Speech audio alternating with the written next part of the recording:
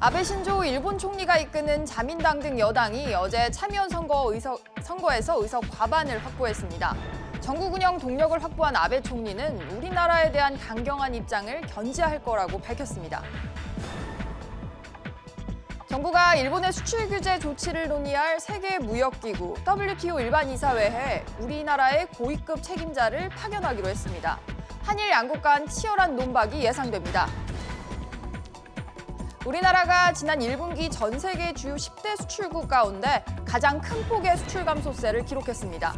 이번 달에도 수출이 10% 이상 줄어들면서 8개월째 감소세를 이어가고 있습니다.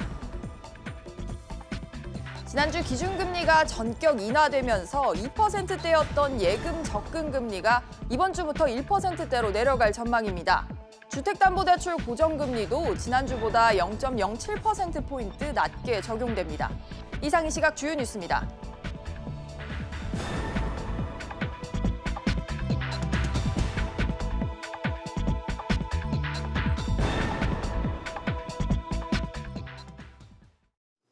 뉴스 시작합니다. 첫 소식입니다. 어제 일본에서 국회의원 선거가 있었는데요. 아베 신조 일본 총리가 이 선거에서 승리를 거뒀습니다. 앞으로 우리나라에 대한 수출 보복 공세를 더 강화할 거란 관측이 나옵니다. 보도국 연결합니다. 권세욱 기자. 네, 권세욱입니다. 네, 아베 신조 일본 총리가 이끄는 자민당과 공동여당인 공명당이 어제 참의원 선거에서 몇 석이나 확보를 했습니까? 네, 일본 아사히 신문에 따르면 일본 참의원 선거에서 자민당이 57석, 공명당이 14석으로 연립정당이 71석을 얻었습니다. 일본의 두 여당은 기존 의석을 합쳐 과반이 넘는 의석을 유지하게 됐습니다. 이에 따라 선거에서 이긴 아베 정부가 우리나라에 대한 경제 보복의 강도를 높일 것이란 관측이 나옵니다. 네, 그렇게 예상이 나오는 이유도 있을 것 같은데요.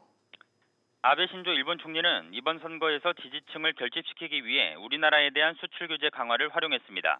우리나라에 대한 강경 대응이 결국 여당의 호재로 작용한 만큼 압박을 지속할 것이란 관측입니다. 실제로 아베 신조 일본 총리는 어제 아사히 TV와의 인터뷰에서 한국이 청구권 협정 위반 상황에 대한 제대로 된 답변을 가져오지 않으면 건설적인 논의가 안 될 것이라고 주장했습니다. 이어 한국에 대한 수출 규제 강화는 결코 보복 조치가 아니며 안전보장과 관련한 무역 관리를 위한 것이라고 기존 입장을 이어갔습니다. 네, 이렇게 일본의 추가 조치가 예상되는 가운데 우리 기업들 움직임은 더 분주해지고 있죠.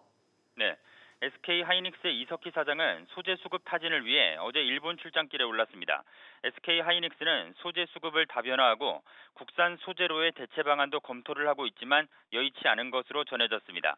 일본은 현재 반도체 소재 세계 품목의 수출을 규제하고 있는데요. 경제 보복 후속 조치가 이어지면 수입이 어려워지는 소재와 부품의 품목이 더 늘어나서 기업들의 긴장감이 고조되고 있습니다. SBS CNBC 권세욱입니다. 이런 가운데 우리 정부가 일본 수출 규제 조치의 부당성을 국제사회에 알리기 위해서 국제무역기구 WTO 일반이사회에 참석합니다. 이 자리에서 우리 정부는 한일 갈등 상황을 설명함으로써 국제 여론을 형성하겠다는 계획인데요. 취재기자 연결합니다. 오정인 기자. 네, 오정인입니다. 오 기자, 일단 WTO 일반이사회가 언제 열립니까? 네, 내일 스위스 제네바에서 WTO 일반이사회가 개최됩니다. 이번 일반이사회에서는 우리 정부가 요청한 일본 수출 규제 조치 관련 내용이 정식 의제로 채택됐습니다. 우리 측에선 김승호 산업통상자원부 신통상질서전략실장이 수석 대표로 참석합니다. 주재 대사가 아닌 본국 고위급 관계자가 직접 참석하는 것은 이례적인데요. 산업부 관계자는 오늘 일본의 수출 규제 조치의 부당성을 지적하고 빠른 시일 내 철회돼야 하는 조치라는 점 등을 강조할 예정이라고 밝혔습니다. 네, 이 자리에서 한일 양국 간 각각 치열한 국제 여론전이 예상이 되죠. 우리나라와 일본 각각 어떤 근거를 제시할 것으로 보입니까? 네, 관세 무역에 관한 일반 협정 가트 제11조에 따르면 WTO 회원국 간에는 수출 규제를 하지 못하게 돼 있습니다. 또 가트 제1조에는 WTO 회원국 사이에 차별이 있어서는 안 된다는 내용이 담겨져 있는데요. 우리 정부는 일본이 수출 우대 대상국인 우리나라를 백색 국가에서 제외할 경우 위 두 가지 조항을 위배하는 것이라는 주장을 펼 가능성도 있습니다. 반면 일본 정부는 안보상 예외 조항을 규정한 가트 제21조를 근거로 들고 나올 가능성도 보입니다. 네, 또 향후 우리나라 정부 대응책도 알려주시죠. 네, 우리나라의 백색 국가 제외와 관련한 법령 개정안 의견 수렴 시한은 오는 24일인데요. 우리 정부는 의견 수렴 절차에 따라 일본 경제산업성에 공식 의견서를 제출할 계획입니다. SBS CNBC 오정인입니다. 일본의 수출 규제 조치 이후 보름가량이 지났는데요. 해당 품목의 수출이 단 한 건도 이루어지지 않고 있습니다. 자세한 소식 취재기자 연결합니다. 최나리 기자. 네, 최날입니다. 최 기자, 일본의 수출 규제가 실시된 이후 해당 소재의 승인이 0건, 전무하다고요? 네, 일본 정부가 지난 4일부터 수출 규제를 강화한 이후 해당 품목의 수출 승인은 전혀 이루어지지 않고 있습니다. 해당 품목은 반도체 생산 등의 핵심적인 고순도 불화수소, 포토리지스트, 플루오린 폴리이미드 세 가지입니다. 그동안 간단한 절차만 거치면 수출이 됐던 품목들이 평균 90일 정도 걸리는 수출 심사를 거쳐야만 수출이 될 수 있기 때문입니다. 네, 상황이 이러면 지금 우리 기업들 생산도 차질을 빚고 있는 거 아닙니까? 현재까지는 재고가 남아있어 국내 기업들이 피해를 입지는 않은 것으로 알려졌습니다. 다만 업계는 한일 갈등이 장기화될 경우 향후 100일 이후까지는 물량을 장담하지 못하고 있는 형편입니다. 네, 이런 가운데 SK하이닉스의 사장이 일본으로 향했다고요? 네, 이석희 SK하이닉스 사장이 어제 반도체 수급 논의를 위해 일본으로 떠났습니다. SK하이닉스 주요 경영진이 일본을 방문한 것은 지난 16일 김동석 대외협력총괄 사장에 이어 두 번째입니다. 앞서 지난 7일 이재용 삼성전자 부회장도 일본을 찾아 현지 업계 관계자들을 만난 바 있는 등 업계는 비상 경영 체제를 가동 중입니다. SBS CNBC 최나리입니다. 하반기에도 수출 부진이 이어지고 있습니다. 이달에도 수출액이 두 자릿수로 줄어들면서 8개월 연속으로 감소세를 보이고 있는데요. 취재기자 연결합니다. 정인아 기자. 네, 정인합니다. 이번 달 수출은 얼마나 줄었습니까? 네, 관세청은 이달 1일부터 20일까지의 수출입 동향을 발표했는데요. 수출액은 총 283억 달러로 지난해보다 13.6% 감소했습니다. 이달 말까지 수출 감소가 지속되면 8개월 연속 마이너스 수출을 기록하게 됩니다. 반도체 업황 부진 등으로 인해 수출 감소세가 이어지고 있는데요. 이달 품목별 수출 현황을 보면 반도체 수출이 1년 전보다 30.2% 감소했습니다. 다음으로 선박이 24%, 석유 제품이 15.6% 정도 줄어들었습니다. 수입액은 총 287억 달러를 기록해 지난해보다 10.3% 감소했는데요. 이 가운데 일본에서 온 수입액은 14.5%가 줄어들었습니다. 일본에서 수입된 품목 중에선 기계류가 25.3% 줄었고 다음으로는 정밀기기류 7.3%, 반도체가 4.0% 감소한 것으로 나타났습니다. 한편으로는 세계무역기구 WTO도 국가별로 수출 현황을 발표를 했죠. 우리나라 성적은 어떻습니까? 네, WTO에 따르면 올해 1월부터 4월까지 우리나라 수출액은 총 1,815억 달러, 환산하면 약 213조 원으로 집계됐습니다. 지난해보다 6.9% 줄어든 규모로 세계 10대 수출국 가운데 가장 큰 수출 감소폭입니다. 수출 규모에 이어 10대 수출국 중 우리나라는 지난해와 같은 7위를 기록했는데요. 글로벌 교역 둔화로 인해 전반적으로 수출이 감소한 가운데 반도체 경기가 안 좋아지면서 우리나라의 수출 감소폭이 두드러지게 늘어난 것으로 풀이됩니다. 세계 10대 수출국 가운데 중국과 미국만 수출액이 증가했으며 일본은 1년 전보다 5.6% 감소해 우리나라와 독일 다음 세 번째로 수출 감소폭이 컸습니다. SBS CNBC 정인아입니다. 다음은 우리 소비자들 소식도 짚어보겠습니다. 일본 정부의 수출 규제 조치로 일본 상품 불매 운동이 거세지고 있죠. 특히 일본으로 여행을 떠나는 사람들이 눈에 띄게 줄고 있다고 합니다. 자세한 내용 취재기자 연결하겠습니다. 조슬기 기자. 네, 조슬기입니다. 조 기자, 일본 여행 취소가 늘고 있어요. 네, 주요 여행사들의 일본 여행 상품 예약률이 예년과 비교해 절반으로 줄어든 것으로 파악됐습니다. 하나투어의 일본 여행 신규 예약자는 이달 8일 이후 하루 평균 500명 선으로 1,000명이 넘었던 이달 초에 비해 절반으로 떨어졌습니다. 모두투어는 이달 1일부터 18일까지 신규 예약 건수가 작년 같은 달보다 70% 줄었고 예약 인원 숫자도 50% 이상 줄었다고 밝혔습니다. 노랑풍선도 일본 여행 예약자 수가 같은 기간 70% 이상 줄었고 취소율도 50%에 달했습니다.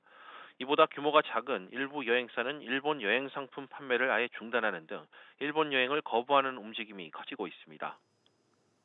그렇군요. 이렇게 여행업계뿐만 아니라 항공업계 분위기도 별반 다르지 않은 거죠. 네, 여행업계처럼 항공권을 취소하는 비율은 아직 높지 않지만 불매운동이 장기화될 경우 신규 예약 감소는 불가피할 것으로 내다봤습니다. 이렇게 일본으로 여행 가려는 사람들이 줄면서 일본행 노선을 줄이는 모습도 나타나고 있는데요.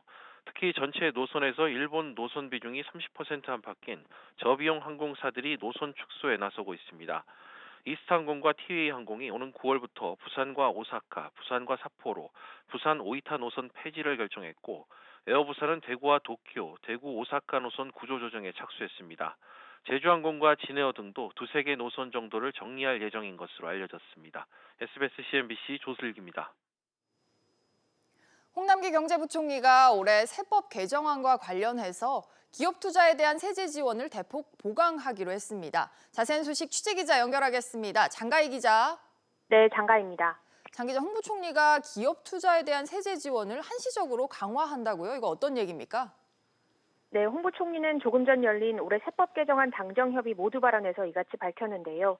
일본 의존도를 완화하기 위해 핵심 소재, 부품, 장비 관련 기술에 대해 신성장 연구개발 비용 세액공제 적용을 확대하기로 했습니다. 홍 부총리는 글로벌 경기 둔화와 무역 긴장, 반도체 업황 둔화에 이은 일본 수출 규제로 경제 버팀목인 수출과 투자가 위축돼 긴장감을 늦추기 어렵다면서 정부가 각종 투자 활성화 조치 등 대책 추진에 총력을 기울이고 세제 측면에서도 이를 뒷받침하겠다고 전했습니다. 또한 여기에 주류 과세 체계 개편과 가업 상속 지원 세제 실효성 제고 방안도 차질 없이 준비하겠다고 덧붙였습니다. 네, 또 홍 부총리에 따르면 자영업자 등 서민을 위한 지원 방안도 이번 세법 개정안에 담길 예정이죠.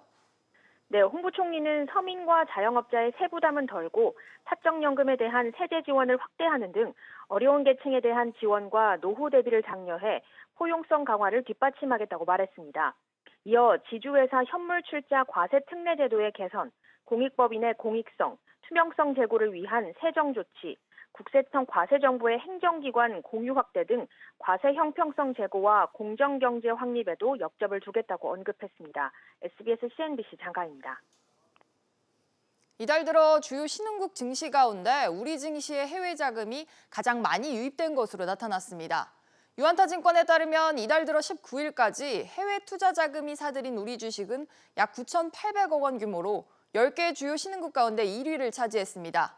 이어 태국이 2위를 기록했고 인도네시아와 베트남 순으로 순매수액이 컸습니다.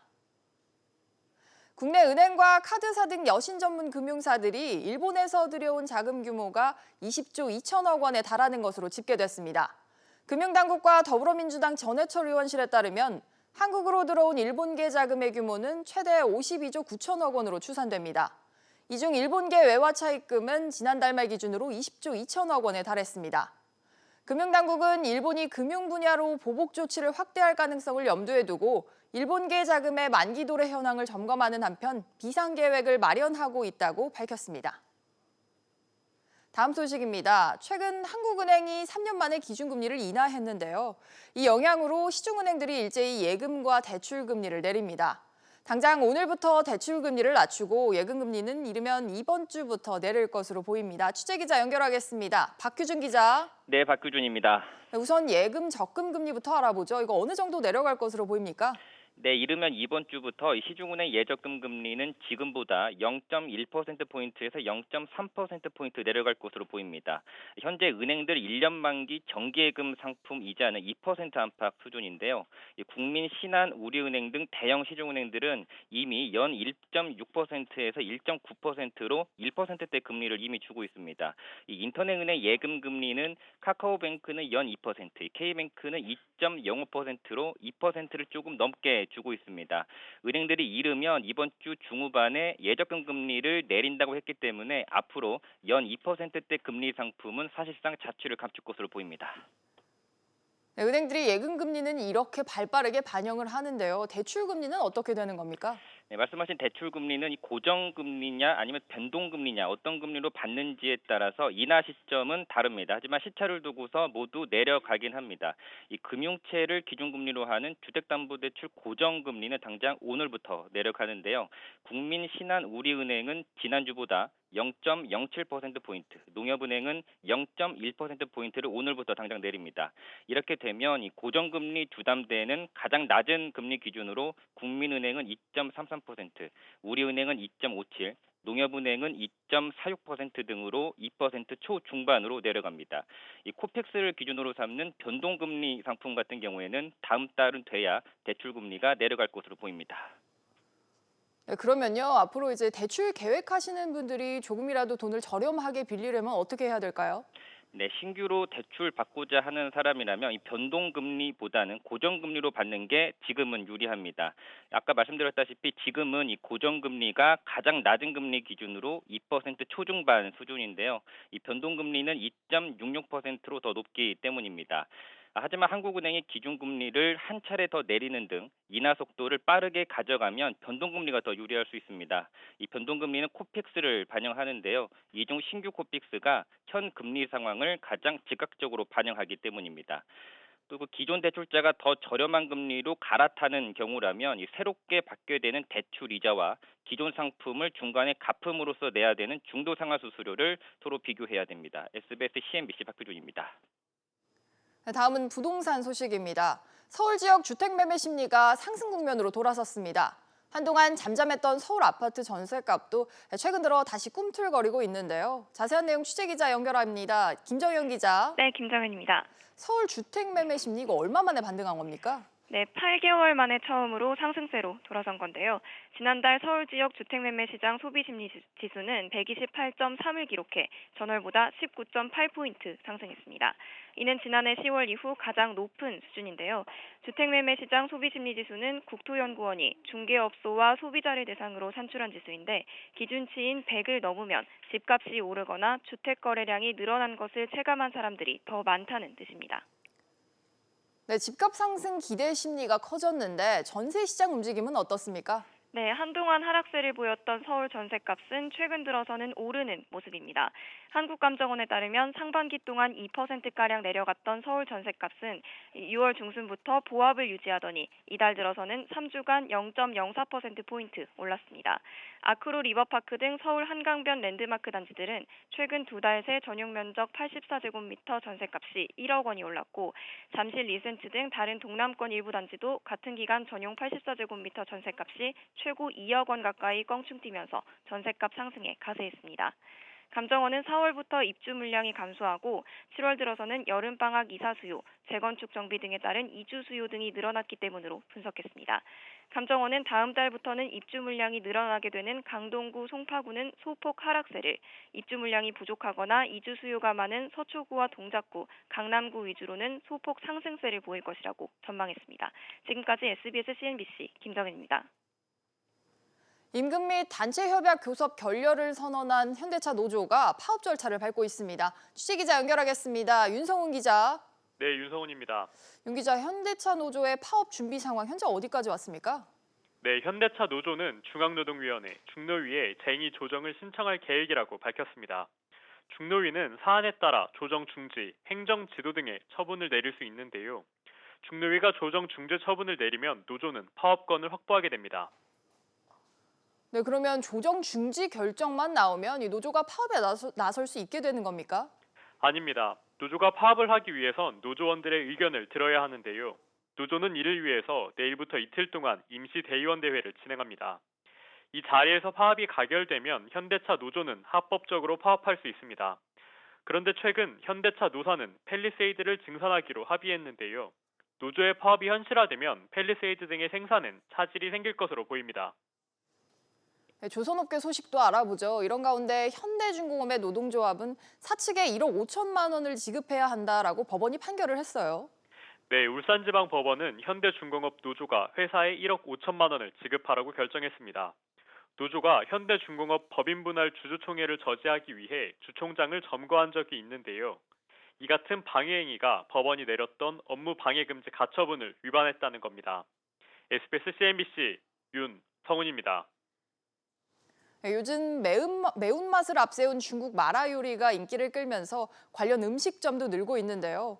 조리와 유통 과정에서 일부 업체들의 허술한 위생 관리가 적발됐습니다. 취재기자 연결하겠습니다. 김성훈 기자. 네, 김성훈입니다. 네, 식품위생법을 어긴 마라탕 전문 음식점들이 대거 적발됐다고요?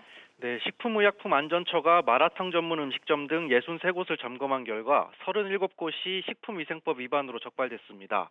식약처는 마라탕과 마라샹궈 등을 판매하는 음식점 49곳과 원료 공급업체 14곳을 점검했는데요. 이 가운데 음식점은 절반가량인 23곳이, 원료 공급업체는 전부 불법 행위가 드러났습니다. 특히 적발된 음식점 가운데는 손오공 마라탕과 마라토끼 등 유명 음식점들도 포함된 것으로 확인됐는데요. 영업 등록이나 신고를 하지 않고 영업한 업체도 있었고, 수입 신고를 하지 않은 식재료를 쓰거나 유통기한 등을 표시하지 않은 곳도 적발됐습니다. 네, 그런데 이렇게 단순히 수입 신고나 유통기한 문제뿐만 아니라 위생 상태도 엉망이었다고요? 네, 조리장 내 튀김기 주변과 후드는 물론 냉장고 주변을 청소하지 않아 먼지나 유증기가 찌들어 있는 음식점들이 적지 않았고요. 이들의 원료를 납품하는 곳들의 위생 상태도 열악한 것으로 드러났습니다. 실제 경기도 군포의 한 업체는 제조 가공실에 세탁기가 놓여 있는 등 비위생적 환경에서 건두부 제품을 제조해 왔습니다. 그러면서 영업장 명칭은 허위로 달았고 제조 연월일은 표시조차 하지 않았습니다. 식약처는 관할 지자체를 통해 영업정지 등 행정처분을 내리고 3개월 내에 개선 여부를 재점검할 계획입니다. SBS CNBC 김성훈입니다. 신용카드 해외 부정 사용과 관련된 분쟁이 급증한 것으로 나타났습니다. 이에 따라 해외여행에서 신용카드 분실과 또 도난 등에 따른 부정 사용 피해를 예방하는 게 무엇보다 중요해졌는데요. 취재기자 연결합니다. 김성현 기자. 네, 김성현입니다. 우선 신용카드 해외 부정 사용 규모 이거 얼마나 됩니까? 네, 금융감독원에 따르면 지난 2016년부터 3년 동안 신용카드 해외 부정 사용에 대한 분쟁은 모두 549건으로 나타났는데요. 이는 직전 3년 동안 발생한 분쟁 159건의 3배가 넘는 수준입니다. 가장 많이 발생한 유형으로는 신용카드 위변조였고 분실 도난과 숙박 교통비 부당 결제 등이 뒤를 이었습니다. 금감원은 해외 부정 사용은 해외 카드사 규약이 적용되기 때문에 국내보다 보상 기준이 엄격하고 보상 기간도 최대 4달이 걸린다고 설명했는데요. 도난이나 분실 경위가 불확실하거나 영수증이 없는 경우 등은 보상 대상에서 빠질 수 있고 보상 여부 심사 권한도 해외 카드사에 있어 피해 구제도 한계가 있다고 강조했습니다. 네, 아무래도 여름 휴가철이라 해외 가시는 분들 많으실 것 같은데 피해 막기 위한 예방 체계는 어떤 게 있을까요? 네, 피해를 막으려면 여행 전에는 신용카드 사용 한도를 필요한 범위 내로 조정하는 게 무엇보다 중요한데요. 또 결제 알림 문자 서비스를 등록하고 분실에 대비해 카드사 고객센터 연락처에 숙지를 해야 합니다.